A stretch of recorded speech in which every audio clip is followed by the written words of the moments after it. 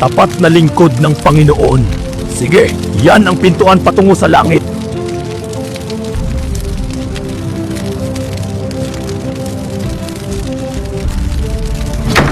Mananampalataya rin ako.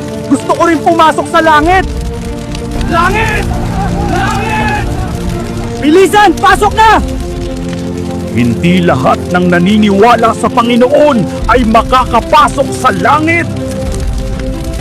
Pumila para tumanggap ng parusa. Impyernong humihila ng dila. Nilinlang mo ang Diyos, nilinlang mo ang mga tao, at ininsulto mo ang iyong mga magulang at matatanda. Ilang kasamaan na ba ang nagawa ng iyong bibig? Impyerno ng tansong haligi. Hindi ako nagsinungaling! Ah! May pamilya ka, ngunit gumagawa ka ng sexual na imoralidad. Malaking kasalanan ito. Isang mag-asawa ang naniwalang dahil lamang sa kanilang paniniwala sa Panginoon, hindi na sila mapupunta sa impyerno. Naniniwala kami sa Panginoon! Ngunit maligamgam ang iyong pananalig.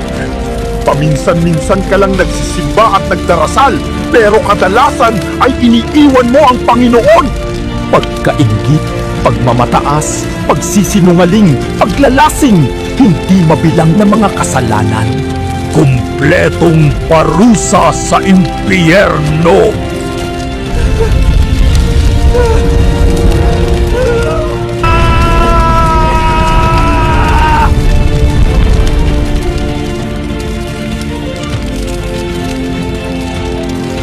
Sabi ng Panginoon, hindi ang bawat nagsasabi sa akin, Panginoon, Panginoon, ay papasok sa kaharian ng langit, kundi ang gumaganap ng kalooban ng aking Ama na nasa langit. Kung naniniwala ka sa mga salita ng Diyos at handang sundin ang kanyang kalooban upang makapasok sa kaharian ng langit, isang malakas na amen, sumali sa isang libreng fellowship, at matuto pa ng higit pang mga katotohanan tungkol sa pagpasok sa kaharian ng langit. Thank you for watching!